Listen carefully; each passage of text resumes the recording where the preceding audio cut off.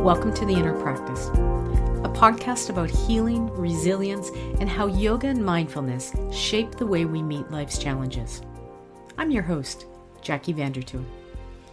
Sometimes the work we do grows from our own stories, through loss, unanswered questions, and a desire to create something different. Today's guest, Jen Lindgren, is a trauma-informed educator, movement facilitator, and director of training with the Prison Yoga Project. Her work supports incarcerated individuals and communities navigating adversity. But her connection to this work is deeply personal. In the 1990s, Jen first entered a correctional facility to visit her father during his incarceration. Years later, she returned as a yoga teacher, holding space for others on similar paths. In part one of this two-part conversation, we explore trauma, forgiveness, and movement as medicine, and what it means to transform personal history into purposeful service. I'm grateful you're here to listen. Jen, I am really excited that you are here to share your story today. Jackie, thank you so much. I know you're not feeling well, but to me you sound beautiful anyways. Oh, thank you. I really appreciate it. So honored to be here. Thank you. Jen, I'm in Canada, you're in the US, so can you share what life was like as a child growing up in New Hampshire? Thinking from the perspective that if someone said that question, what do you want to be when you grow up? What would you have told them? Oh, I actually wanted to be a astronaut, paleontologist, dancer. Um, and I kind of feel like I am a little bit of that, but it made sense to me that I could study the stars at night and I could dance in the summer, and then I could dig up dinosaur bones and do archaeological things in the summertime. So that was always my answer of the things that I wanted to do, being a little kid. So yeah, spending time outside, learning about history, and definitely moving was always part of my life. I love it. Those are some unique occupations to put together. I see something like dancing on the moon, digging up, I don't know, microbes or something like that. I It made absolutely sense. It love it. made sense for a long, long time. I I absolutely love it. So, Jen, you shared on social media that your relationship with your father was complex, and you visited him during his incarceration in the 1990s. What do you remember most about those visits, and how did they shape your understanding of people in the prison system? Yeah, I mean, it honestly stemmed even a little bit earlier than that, that when I was a much younger child, sort of kindergarten age or, 4 and 5, my grandfather was a counselor at a youth detention center. So I had been actually going into the carceral setting as a young child, because in the 70s and 80s, you could bring your kindergarten child to work with you when you worked in a corrections facility. But I, you know, went in to work with him, met the kids who were in his care as a counselor, and it was very important to my grandfather to really express why these kids were there, that they had been through different experiences, and he was there to support them and give them pathways so perhaps they didn't continue being incarcerated. Um, my relationship with my dad had really kind of ended when I was only about 2 years old. My parents were very young when I was born, at just 15 and 17, and really was kind of raised by my mom, my grandparents, and kind of the village of people. But then he was really absent until he was incarcerated, and then we kind of built this relationship. So I had this kind of deep foundation from my grandfather of understanding, folks who end up, experiencing incarceration, life didn't, hasn't been treating them well, or probably didn't have resources and access to things, or just tools and strategies for, how to manage their life and how to, show up and just be regulated. Yeah. And, in understanding with my dad. I didn't at the time I want to say I was 8 or 9, maybe a little bit older when he had actually been incarcerated and sentenced. So we really started by just writing letters. But I had an understanding of his struggles with alcoholism, which is part of what his sentence had been during his incarceration. And still understanding that this is my father, this man who I know, but has done something violent and horrific and had lost the life of a family based on his actions. But still coming into this space of just getting to know my dad. So in kind of recognizing and realizing that, the shared experiences that we have with literature and music, but always this underlying reminder from my grandfather of, why are people experiencing incarceration? What occurred, whether it was in some type of addiction and not having those resources, or financial, or truly just a generational pattern that had led to not having those additional tools and resources to come into space. So there's a layered, complex answer for even getting into that. But it truly started, again, when I was 4 or 5 years old and going into these spaces and not necessarily feeling comfortable in the carceral setting, but having a deeper understanding of it and the humans who were incarcerated and why they were there, that I think helped bridge some gaps between my dad and I as we were getting to know each other during his incarceration. I think, in full disclosure, I met you because I took the Prison Yoga Project course, which really, truly for me has been life-changing. And I've taken a whole bunch of different quotes away, not necessarily from the course, but one of the things that and I don't know where I heard it, whether it was from PYP or another thing, when you understand the behavior, or when you understand the context, you understand the behavior.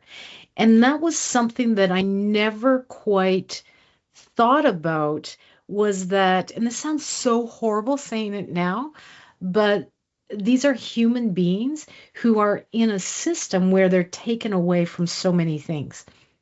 And that, like you said, they're people with problems and backgrounds, and, there's so much complexity involved to why they're there.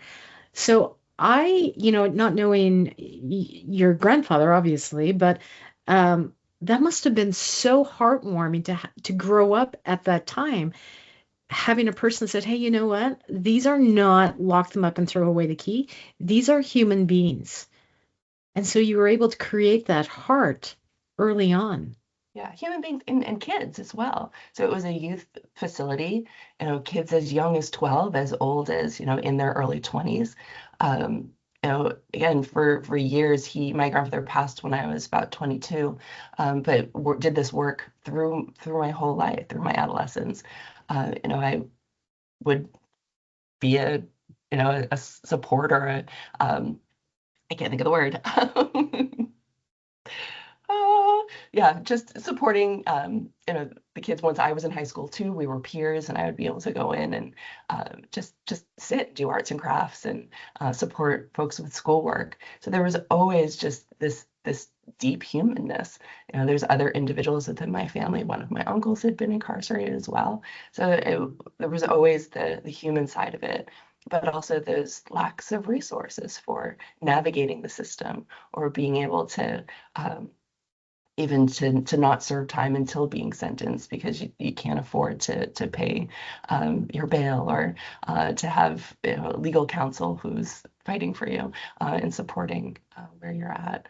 But yeah, it truly was kids, my own age and older than me, who just had these moments in the care of the counselors there, where there was laughter, but there was also a lot of grief and a lot of digesting what they had experienced.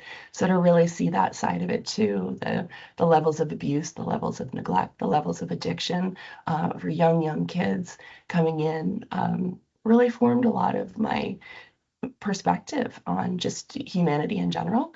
Not only the individuals who are incarcerated, but the systems that led to their incarceration, the attitudes of other people in community who do tend to throw folks away. and not come into this place of support and rehabilitation. But I do live in a state that's still very focused on the punishment and not so much. We're working more and doing a lot of work with the Department of Corrections in my state, so seeing some shifts. But for a really long time, it was very crime and punishment focused. Right, right. I'm going to ask you a little bit of a personal question. How did that make you feel being a child of someone who was incarcerated?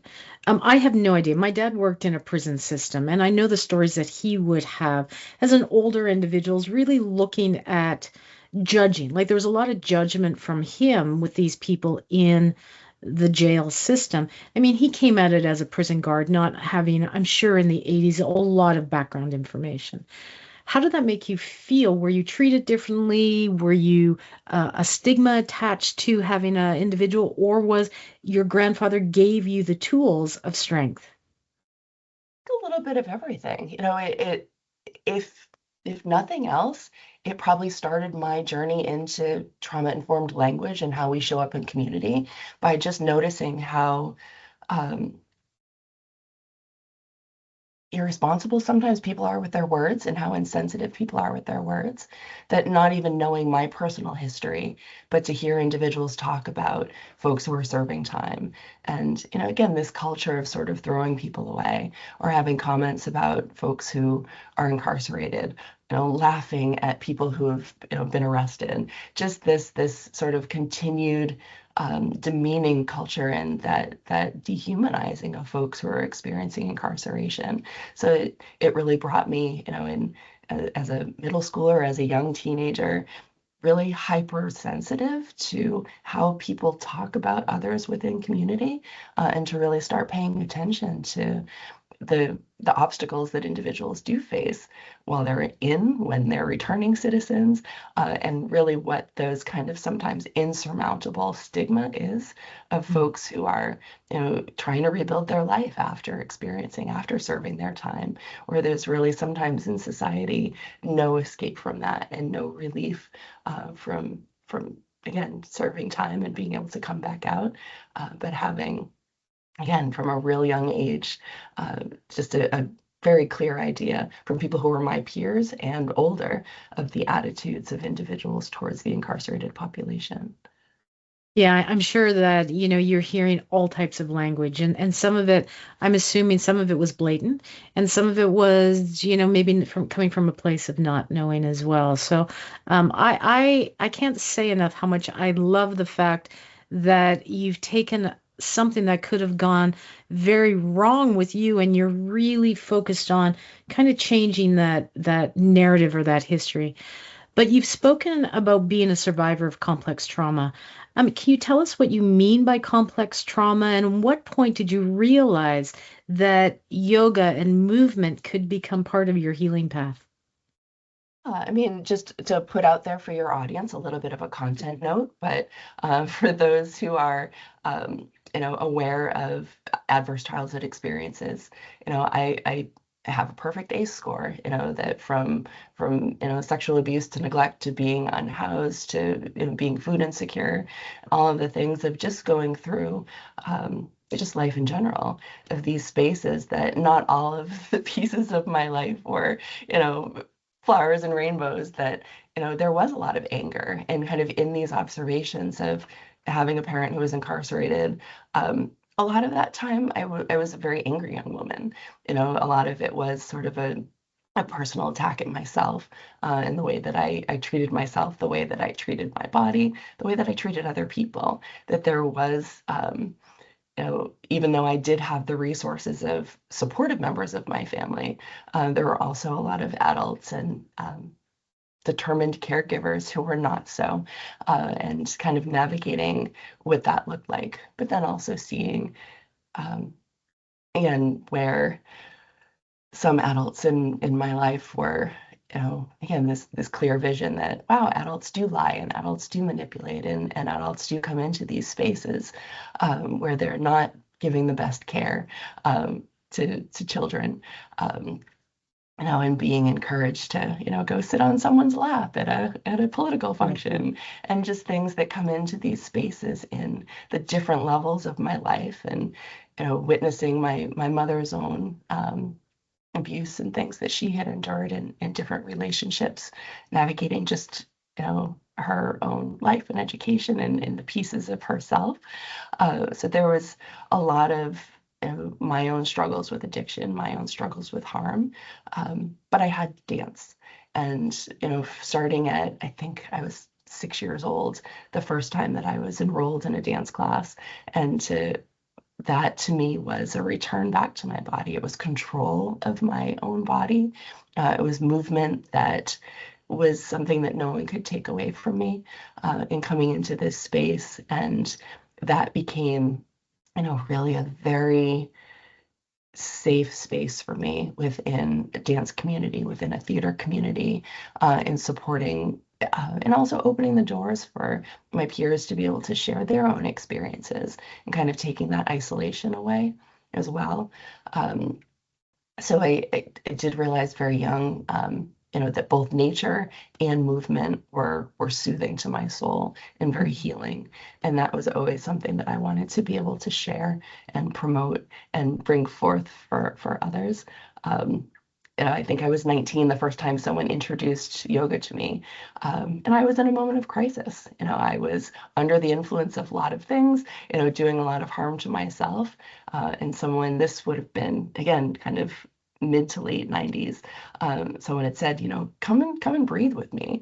The first time I did yoga was, after hours in a bar on a pool table, just sitting with someone who recognized in me that, again, I was in crisis, and they had some tools that would have been a resource, and that stuck with me always, to the point where I started to learn some tools and have some resources. And, who can I pull onto a pool table and say, come and breathe with me, and come in and share this space, and really haven't looked back. I've been practicing yoga now for over 30 years, and continuing to learn and add more kind of fuel to my passion with understanding the brain more, understanding trauma more, really piecing together the things that felt so natural to me as a young woman, that there's actual science behind it too, was just, a really powerful piece also. But yeah, it came to me from both lived experience, but also thankfully some individuals who had their own journey, and recognized in me that these might be tools that would be beneficial for my path. What a gift. Definitely. What a gift of that pool table in a bar, and that person showed up and just recognized, hey, this can help you. And can I assume that obviously sent you on a path of a life-changing way of healing and growing and transforming, that time on the pool table in a bar? What a gift you were given. Absolutely. Yeah. And And it led to, there were a few more years where I resisted in yeah, there, yeah, but it always did come back to me where I could find myself in movement, and I could find myself in nature, and at least have those moments of solace where, I still didn't have all the tools for regulation, and still had a lot of anger that I was working through. But, it didn't take that long, I would say. But then, the birth of my daughter came, about 6 years after that. And that was really the catalyst where, kind of focused me in a different way to support her, and to, I think anytime we've lived through generational trauma, how can we provide a few more resources and a little less trauma, with the next generation to come, and how can we contribute to that support, for those who come after us. yeah. Yeah, I'm so glad that you were able to recognize that. I mean, in hindsight, I'm sure that, you probably didn't have the science at that time when you're a 19-year-old person. And then looking back, you're like, wow, the changes that I'm making are also changes for the future as well. So I am really grateful for that person, for you, because as I see you now, you beam, your smile is glistening, and you are welcoming. You and I have never physically met, but seeing you in a screen and talking to you, I feel like you're just the kindest person I've ever met. And you're just like, hey, let's be friends. Like kind of like kids on a schoolyard were like, hey, I don't know your name, but you want to be friends with me. Like you're just that type of person. So thank you so much for giving of yourself and your time to doing what you're doing. But I want to go back to when you walked into that correctional facility years later as a yoga teacher in the same correctional facility that your dad was in. What emotions or memories surfaced for you at that moment? Because now you're not in there as a visitor, you're in there as a teacher. Yeah, absolutely. And it had taken some time. I had actually been serving for a few years in a women's facility and had not yet gone into the men's facility. But yeah, I think that, talk about the body keeps the score and having these lived emotions and memories. Um, I prepared myself for quite a while beforehand, just not sure how I would feel, but even walking by the visitors entrance still looked the same way. And the in where I am in New Hampshire, the one of the men's facility that my dad was incarcerated in, the women's facility is on the same campus. So I'd have to drive by there weekly, and there was always, and connection to my grandfather who had passed, to my dad, just in a deep connection to them in this work in general. So there had been some level of, I don't know, ease in my heart to kind of find space here, but truly going in and walking in the doors, um, to see the space that he spent so many years of his life, to walk on the yard for the first time, to see what the dorms looked like, the place that we practice in most likely were the dorms that he had lived. They're now converted into classroom spaces, but it probably was the dorm space that he had lived in when he was there. And just to see, what these double bunks look like in this room and this shared bathroom and this really a cellar of a space, and coming in, that it was very emotional, and it was Mhm. very I don't even know if overwhelming. I feel like there's not a word or collection of words that really bring in um, kind of those feelings. But I always go back to, uh, would his story have been different if he would have had resources while incarcerated to find himself, to find this pathway way of healing? For him, his story did not end in a reunion with me. He ended up really never finding his way, even after release, where he passed alone and unhoused, Mm. and kind of finding these spaces. And I always, and it sort of had come at the same time of recognizing his passing, that this class was starting at the men's facility. So I think my overwhelming thoughts always are, you know, these resources are really supportive to folks. And how can we expand access to resources for individuals? Because that could support and shift someone's story. Um, Again, a lot of facilities are doing great work with mental health. That particular facility, I work very closely with a therapist, serving a mental health unit, and just, again, doing incredible work in supporting folks to reconnect to themselves, to reconnect to community, to deepen that sense of accountability and understanding of, harm endured and also harm inflicted. Um, and I don't think my dad ever had his personal bandwidth to be able to take that on, but then also enough people giving him any types of resources. There was sort of education pushed, there was sort of vocation pushed, but there wasn't a bigger picture healing. And there certainly wasn't a reminder of, you know, everyone who's incarcerated and that present moment being a whole and complete human, just needs more resources. So I felt, I don't know, that I'm offering some support, and hopefully people will find benefit to what I can share. But it's still complex Yeah, every day. yeah, yeah. And I've never been in a prison system, but I can only imagine just the noise, the rigor, the military, the yelling, the constant feeling of someone who's incarcerated, like looking around for, and I often talk about, that sympathetic nervous system drive, that woolly mammoth is going to, run after you. And there's woolly mammoths all over the place in that jail prison setting. And certainly I don't want to talk in part two. We're going to spend a lot more time talking about what it's like to teach and the healing that goes on. But, simply from thinking about what it must be like just to walk into those doors, can you talk a little bit about, like, in my mind, I'm hearing like noise and echoes and yeah, can you share with us a little bit what it's like to go in to a prison system? Oh, absolutely. And I think it's different in different facilities. It's different, both from state to state in the States, different country to country. Each environment is going to have something different. I serve in 4 different facilities now, and each of those 4 facilities is very different. But just right from the beginning, you're in a carceral setting. You're in a place where individuals have been sent and removed from society. That there are armed guards everywhere you go. I have to have my possessions searched when I go in. I have very minimal things that I'm allowed to bring in with me. I've got, a bag with my yoga mat. Um, I have tennis balls, yoga mat, and my bag. Sometimes I can bring in, a marker or some resources and things if I'm doing a more educational workshop on that day. But it's hard.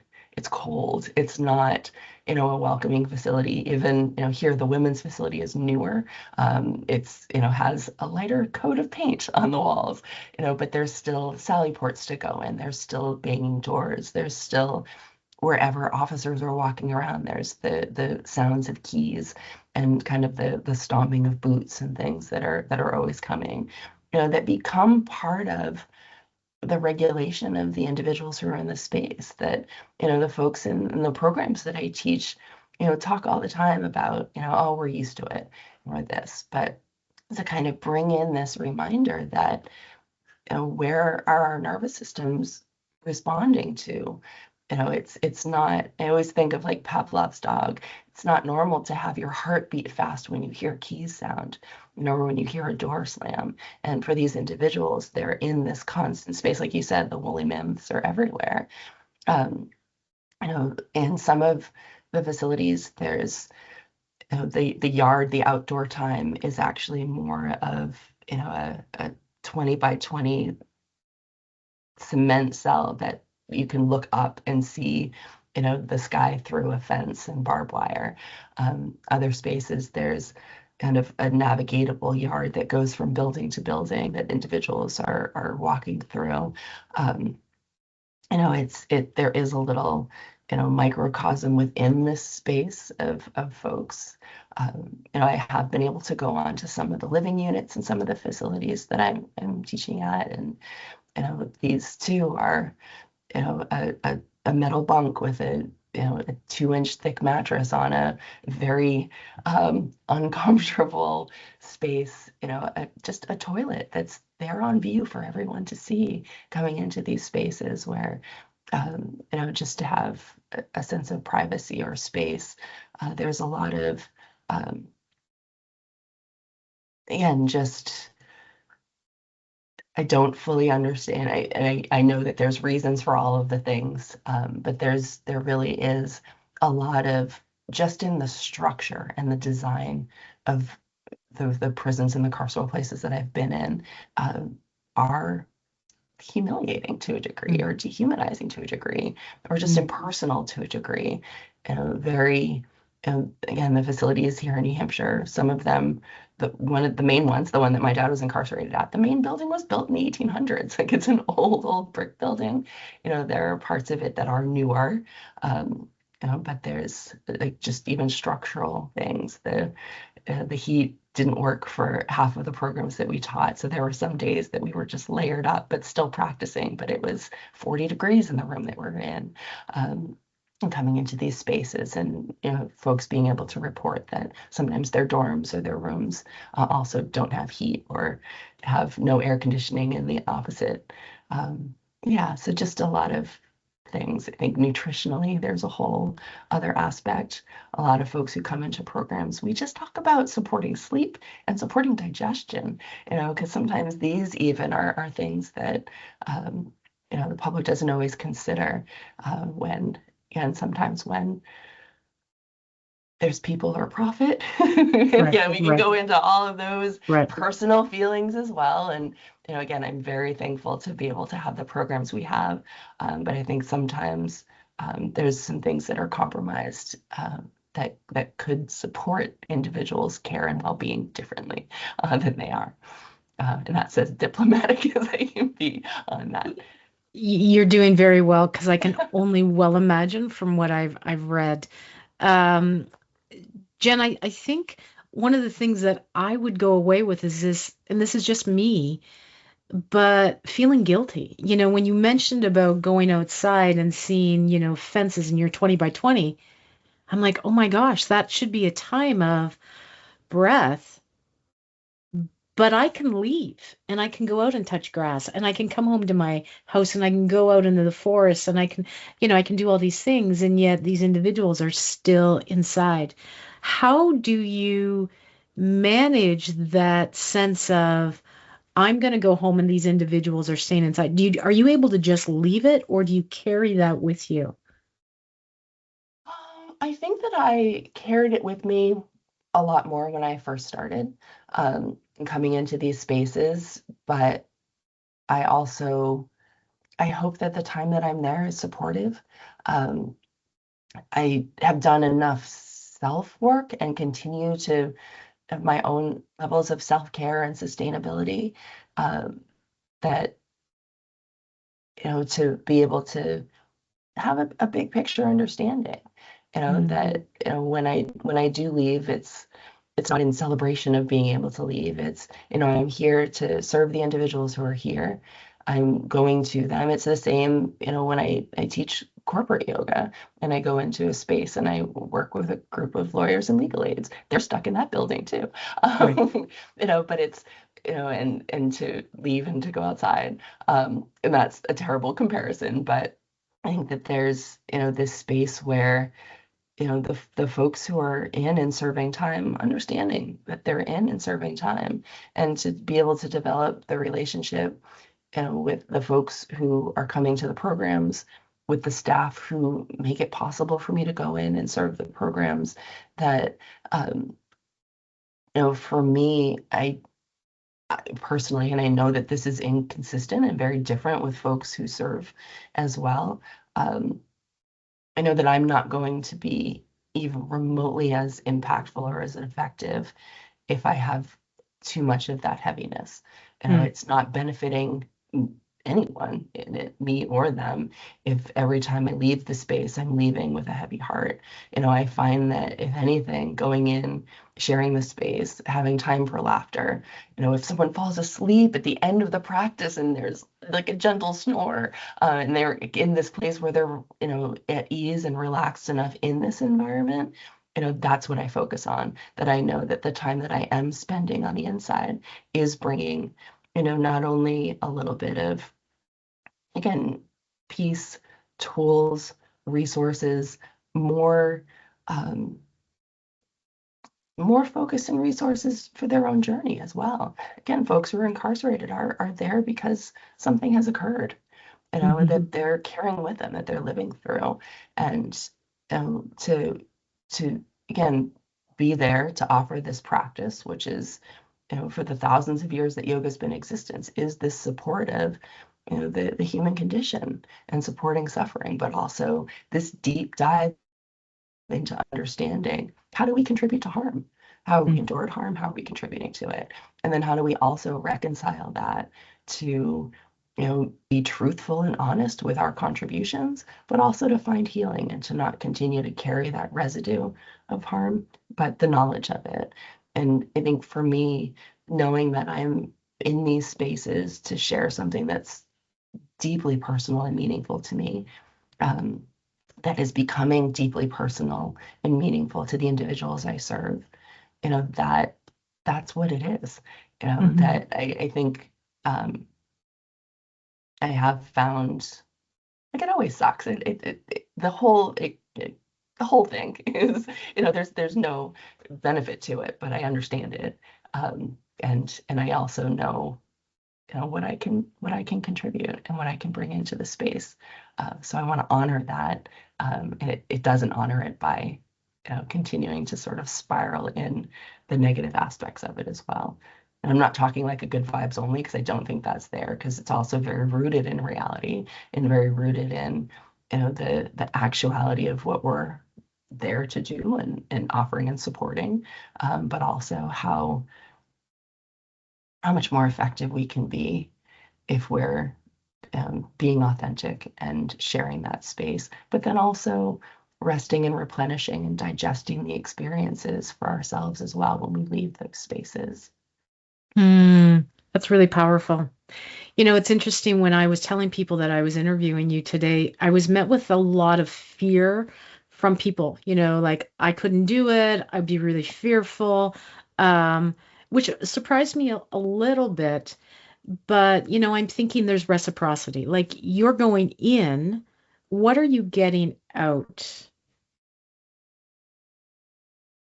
I mean, humanity. I think just, there's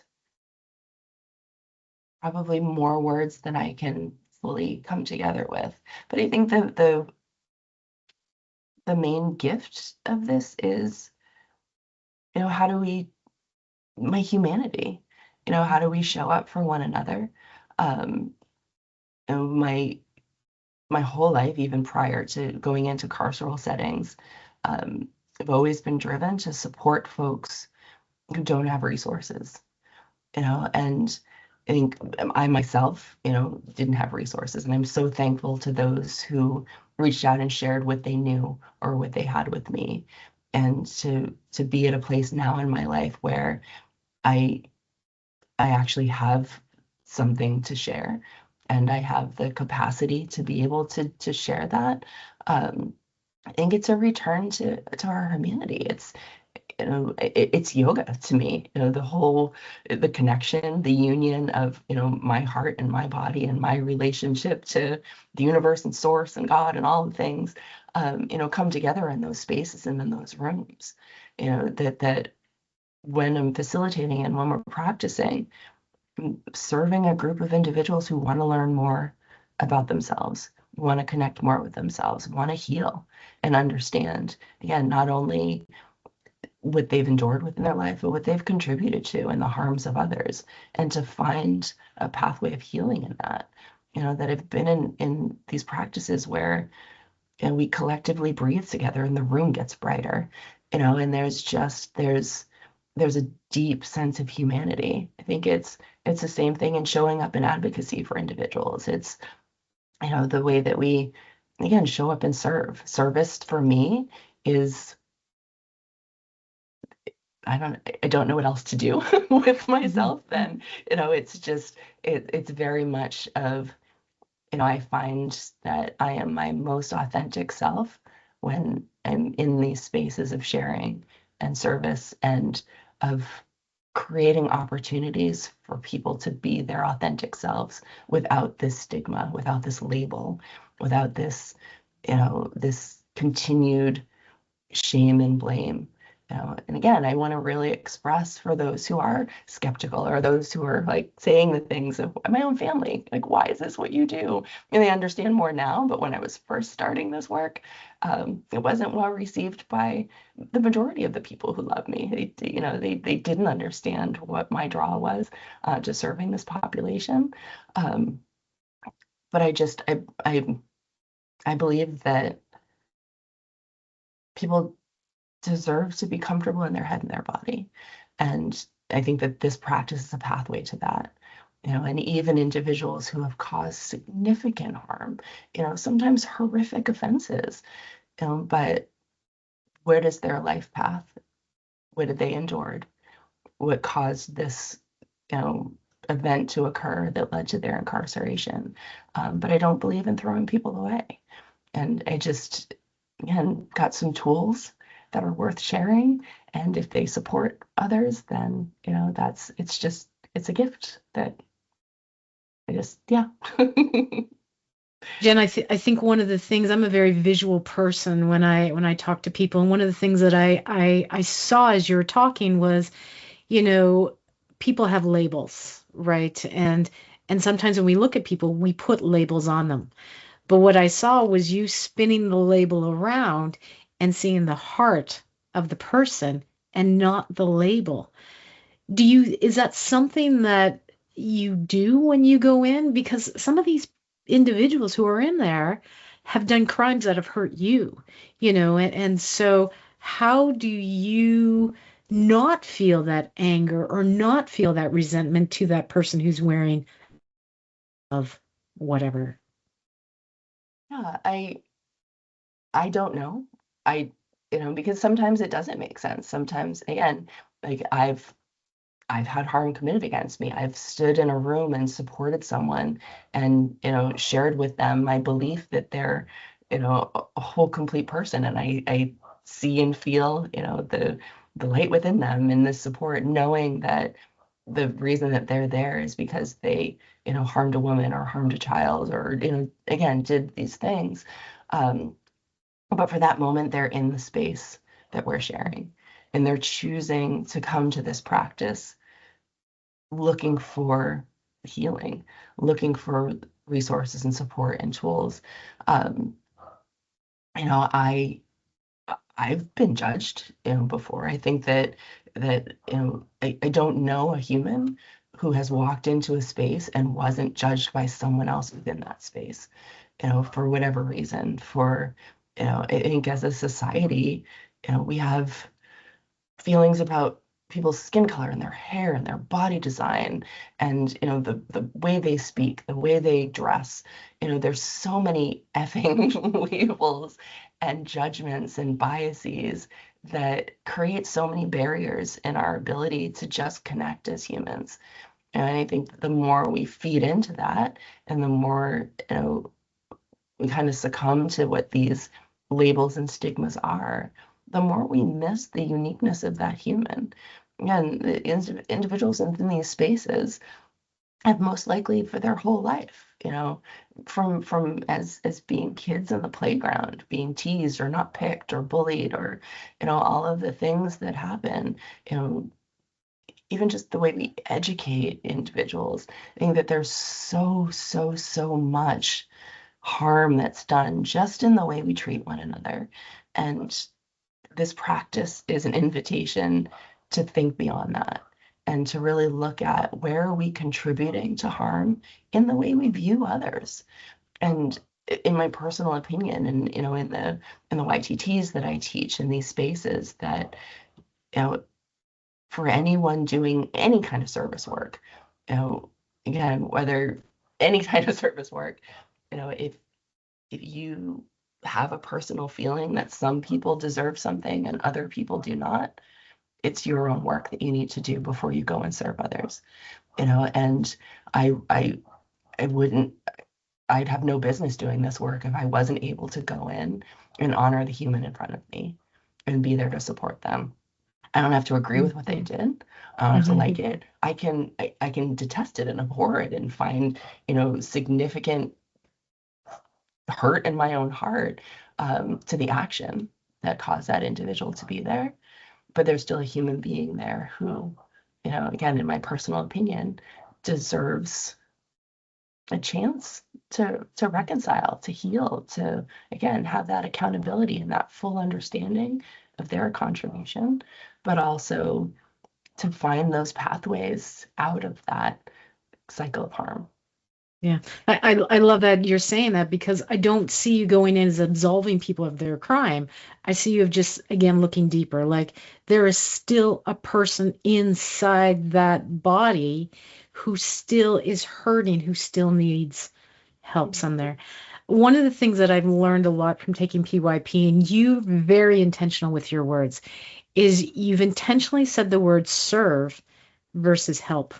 And when I heard the difference, I always knew the difference, but when I heard it, it suddenly impacted me differently because I like to help people. but actually I like to serve people because when I help people, it puts me at a higher level than someone else. And when we serve, we give, I mean, obviously I'm using my hands to you, but we are on equal footing. And can you kind of talk a little about that when you go in that you're serving, looking at that, paradigm of equanimity versus helping, where you're the person above coming in to fix the other person? Yeah. Well, I mean, you've set such a beautiful foundation of your own question in coming into this space, but it truly is that there are hierarchies in our human world everywhere, and the carceral setting is no difference. That there is such a hierarchy, and I think to come into a space, especially where trauma recovery, we're healing, we're a practice that is all about individualization, a unique path to healing. Um, to come into that with a mindset of fixing or helping. Um, in yoga, there's the yamas and niyamas. There's yoga philosophy, but one of the yamas, sort of social ethics or how we show up in these spaces, is asteya or non-stealing. And it really is, often translated in a lot of different ways. But in my perspective, I think that this principle of non-stealing is really about creating opportunity and creating opportunity at this space where, again, I know what's worked for me, and I have tools that I can share with other individuals, but how that's interpreted is going to be what's right for that person. And I think as soon as we come into a space and try to, in yoga, and I love the practice of yoga, but I think that there are great harms that the practice is done within and of itself. Even the act of, a yoga facilitator, like correcting someone's posture or, moving someone else's body into something that is a perceived variation of that posture. I think coming into these spaces where, by coming in and offering tools and resources, of coming in this place of service to say, I'm here to share some things that might work for you, but you choose how this works. There's an opportunity to empower individuals to to find their own pathway, to begin to heal in a way that's self-motivated rather than either trying to impress me or trying to appeal. Again, I think that there's a lot of spaces where if there's a teacher or a guru or this sort of hierarchy of a helper, sometimes the motivation of the individual comes in that, you know, appeasing the person or creating competition between the individuals who are in the space. And by creating space where it's more service oriented, um, takes away the competition and gives people the ability to choose what is best for them, what does work for them. Um, I don't know. I don't know all their stories. Either we don't have X-ray vision to know what's right for someone's skeleton and muscle structure and bones, but we also don't fully understand how someone is going to respond to the philosophy and the practice. So to be in this space where we're coming in as peers, as equals, as approaching this space to co-regulate together, um, puts the power back to the individual, rather than anyone trying to please me, or please the facilitator or do things, again, for approval rather than what authentically feels right for the individual who's going through the experience, and how are they going to utilize those tools in the best way for them. Yeah, I love that you say that. There's people in my life that I've heard speak that I'm enraptured by them. I just want to lean in and listen to them all day, and that is you. I am just so immersed in everything that you have to say, but I want to get back a little bit um to your dad. When you think about your father now, what do you wish he would have experienced about the kind of healing practices that you're sharing today? I, oh goodness, there's a question there. Um, Again, I think I wish he would have been able to be more gentle with himself.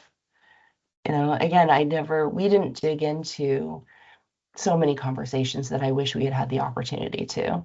Um, but I suspect, um, just on observation or the few conversations that we had had throughout our lifetime, I think he carried a great amount of guilt, a great amount of anger, um, but also did not fully come into a place of accountability either.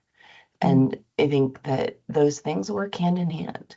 I think that sometimes when events happen within our life and we're not taking responsibility, we're not fully understanding, or we're always sort of outwardly blaming and just letting that anger fuse and kind of come into the place. Again, I'm going to rely on yogic philosophy again to answer this question, but another branch of philosophy, the kleshas, which are sort of these pillars of suffering. I think that so much of his life was driven by his fear, his ego, his aversions to things, his attachments to things, and his own ignorances of support. There's so many dogs barking around here. I'm sorry. It's okay. Happening. But I just, um, I there were so many brilliant and beautiful things about him and his, levels of sensitivity and, just poetry and music and art. And I don't think he ever gave himself permission to connect with those parts of himself. And, from, yes, being his daughter, but also kind of being a distant observer, it just seemed that he never gave himself a chance. Right from being a 17-year-old father to then, a 19-year-old divorcee losing his family to then, you know, essentially losing himself as only a 23-year-old man, in this accident that caused his incarceration and things that it just, to have had the resources to have a genuine ability of removing sort of what has now become kind of toxic masculinity of, you got to show up a certain way and be a certain way and can express emotions. And he was sensitive before his time, but also pushing to be something that he wasn't. And that I think, really was toxic from within, and just didn't have these resources of, again, how am I contributing to my own harm? How am I compromising my own truth? How am I stealing from myself? Just wasn't able to go through kind of these contemplative questions to even really understand, his own contributions to his own continued suffering. Very much, I think, almost settling into, and again, I it's not here to defend himself anymore, but I see patterns of, um, again, being very victimized as well in sort of by his life, and did not have the tools of kind of finding a pathway out of that. And again, taking accountability, but also giving himself permission to heal and recover. I'm going to ask a question, and I know you don't know the answer, but I'm hoping that you'll just kind of think about it and put yourself in your dad's shoes. Do you think your dad's proud of you, him right now, wherever your belief is that he is? Do you think if he were to be able to see you now, do you think that he would grow? I don't want to lead you in the answer, but how do you think your dad would look at you now, knowing what you're doing? I mean, it's probably not the answer that I don't think so. I think he probably just would say that I'm wasting my time. Um, one of the last conversations we had just a month before he passed, he had been belligerent at a homeless shelter and had been kicked out, lost all of his fingers and toes to frostbite. But one of the last things he said to me was that I would have been prettier if I had his blue eyes. And I just think that there's spaces within, and I don't know what an afterlife brings, or what, this sort of perspective of losing self. I don't know. Again, he passed unhoused alone on the street in a cold, February in New Hampshire. I don't know if in those last moments there were any moments of thought or regret, or where you can go back. I don't know, but I know right down to the very last conversation we had, there was still a lot of judgment and a lot of anger, that really just kind of switched, where I wasn't going to take him in at that stage and bring him into my life with my daughter. And that sort of denial was, a catalyst for his anger again. So I don't know. I think my grandfather is cheering for me every day, Right, in there, right. and really recognizing that, again, his sort of structure of taking his kindergarten grandchild to the carceral system he worked. I think Yeah, he's like, yep, did what I was trying to do with that one. yeah, And yeah, I think he's very proud, but I don't know. I'd like to think so. I don't need my dad's approval there, because I honestly think he probably still thinks, be prettier if my eyes were yeah, blue. yeah. Yeah, I asked that question off the cuff a little bit, and I hope I didn't, trigger you in any way. Um, but and I certainly I'm very toxic positivity, I think is the term that people use now. But I appreciate you saying that, and I appreciate you, you know, still seeing your dad in a way that how he presented himself, right? Instead of trying to flower and cover things up, your dad was your dad. And I assume there's still healing that's going on from, that conversation and that conversation's past. Is that something that yoga helps you with regards to that healing of, your past relationship with your dad and your past relationship with your, abusers or whatever? Absolutely. That for me, and I think for anyone listening who practices yoga, like, the postures are great. It's a fun part of the practice, but for me, it's those daily reminders of the philosophy, of the deeper work of, again, how can I show up today? And one of my mantras still is like, how can I just not be an asshole today to myself Right. or to others? And to kind of come through this space, um, where there is always that, I and I think the four agreements as well, to really not make assumptions, to not come into this space. But I can only do my own work, and then I can share some of the things that I'm learning and support others in their journey. Um, yeah, I think there was, I'm almost 50 years old. There's been a lot of continued healing that will happen. But I know who I am. And Mhm. I'm proud of me. I, love just incredible village of amazing humans who, I'm either related to or have gotten to know through this work and all of these experiences, um, that really outshine. But I feel sad, um, that he didn't let in people who would have loved him, um, in a really profound way.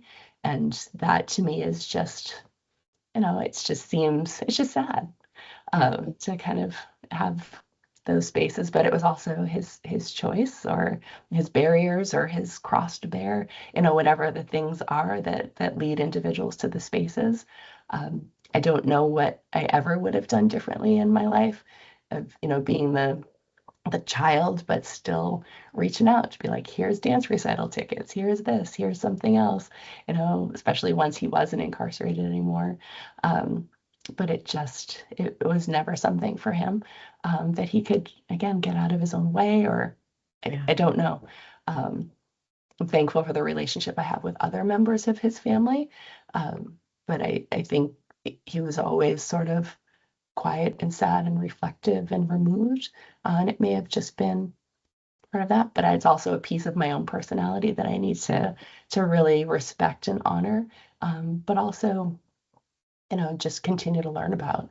And that's part of my personal practice too. Where are those dark caverns of my own self that I can Yeah. continue to excavate and kind of find those pathways in. Yeah, one of the beautiful things I am over 50 is um you're more comfortable with your authentic self. So I don't know if that helps you. Maybe I'm a few years older, but all of those scars that I have helped me be, where do I want to weigh or where do I want to place my jewels? And I like to keep my jewels, close to my heart. And I love the fact that you said today I'm not going to be an asshole is kind of the, mantra. I think I'm going to take that today. So thank you so much. You're so welcome. It's a really Yeah. beneficial one. Real simple. I'm going to But tell my sometimes, husband, I'm like, yeah, today I'm not going to be an asshole. right? Sometimes it lasts all day. Sometimes it's like 10 a.m. and you're like, oh, I guess maybe tomorrow. We'll see what happens. I mean, Tomorrow's the another world gives day. us some ways to show up, but Yeah, yeah. exactly. But I find there's a lot more fuel to the fire when we're aligned and regulated and clearly seeing, what's happening in our world so we can totally show up for one another in a way that's kind and supportive and, you know, honors people. Yeah. Jen, looking back over your journey from movement with youth to trauma-informed yoga to teaching in correctional facilities, what has this path taught you about forgiveness, healing, and what it means to be human? Um, yeah, that, you know, oh goodness, that everyone is unique, and everyone has their own journey. I think the bigger picture of it is, and just I'm a student of anthropology as well, and sociology and history. Um, and I think for this practice, it's a way to really respect our humanity, but to also recognize how much harm is out there when, you know, humans let their assumptions and biases and addictions and, you know, all of these things sort of dictate life rather than truly understanding that for each unique human on this planet, only they can be who they are. Mhm. And I think when we try to change and alter and erase, who someone is or what their culture is or where they've come from, we're stealing from them, but stealing from, our collective world that, in every element of nature, there's, beautiful diversity and like just experiences and perspectives. Um, so I think in doing this work, it's, this pursuit of reminding individuals how powerful and important and special and unique they are, and honoring that instead of trying to conform individuals or erase, cultures and histories and people. That, this celebration of everything that each human can contribute when they're celebrated for who they are. And that to me is worth fighting for and worth showing Yes. up for in these spaces.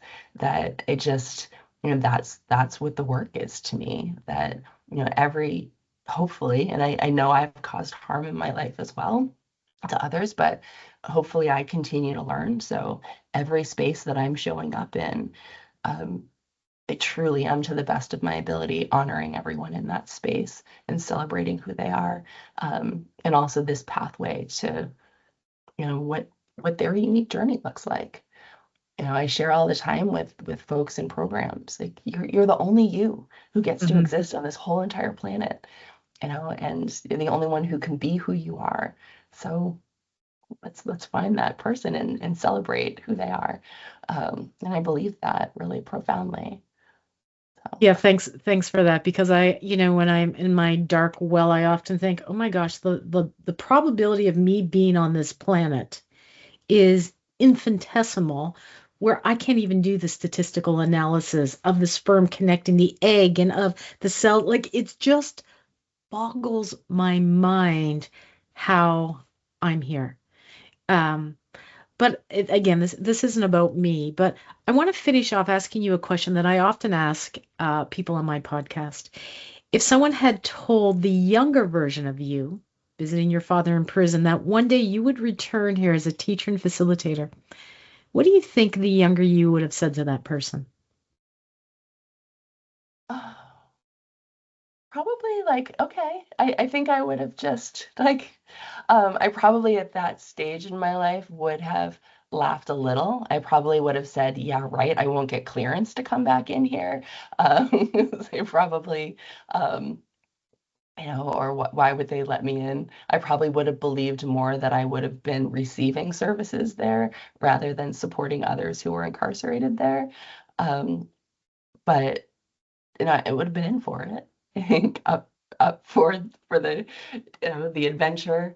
Um, but yeah, I think there would have been a little bit of disbelief.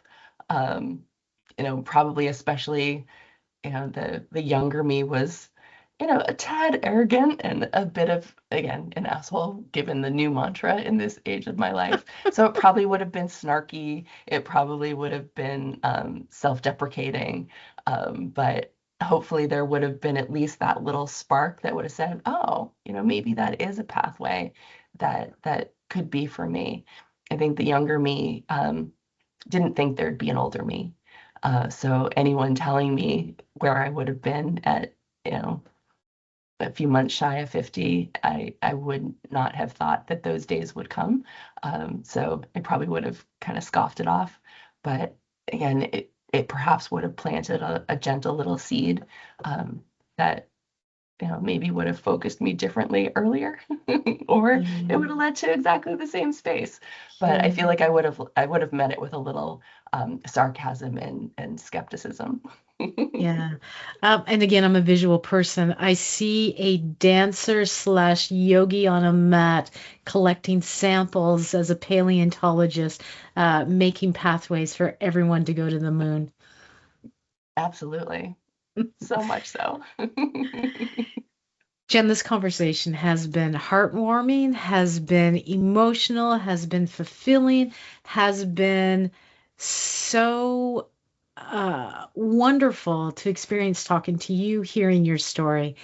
And I can't wait for part two when we dive more into the Prison Yoga Project and what the Prison Yoga Project does to help heal and rehabilitate instead of punishing individuals in incarceration. So thank you so much for being here today. Jackie, thank you so much. Yeah, and we'll chat as well of your place in these facilitations as well. We'll see what happens in the time between today and that day. Yeah, can't wait. Thank you. Just, yeah, really, really beautiful to have this time to share with you. So thank you, thank you, thank you. Thank you for listening to this episode of The Inner Practice. Healing isn't linear. It's a lifelong unfolding shaped by our stories, our relationships, and how we choose to meet ourselves and others. When we look beyond labels and see the heart of the individual, we shift from separation to connection. Jen's work reminds us that healing is both personal and collective. Through breath, movement, and mindfulness, and through service to others, we often find our own healing. Service dissolves barriers and reconnects us to our shared humanity. If this conversation resonated, share it with someone who may need it. You can learn more about Jen Lindgren and the Prison Yoga Project in the show notes. To those who already support the podcast, thank you. Your generosity makes this work possible. And if you'd like to support the show, you can sponsor an episode or buy me a coffee through the link in the show notes. If you feel called to be a guest, I'd love to hear from you. Send me a short bio sharing how yoga has supported your healing journey. I also welcome comments. I read every message and often share them with guests, helping these conversations continue to grow. I'm your host, Jackie Vandertoon. Wherever you are, take a moment to pause, breathe, and return to your inner practice. Thank you for listening to this episode of the Inner Practice Podcast.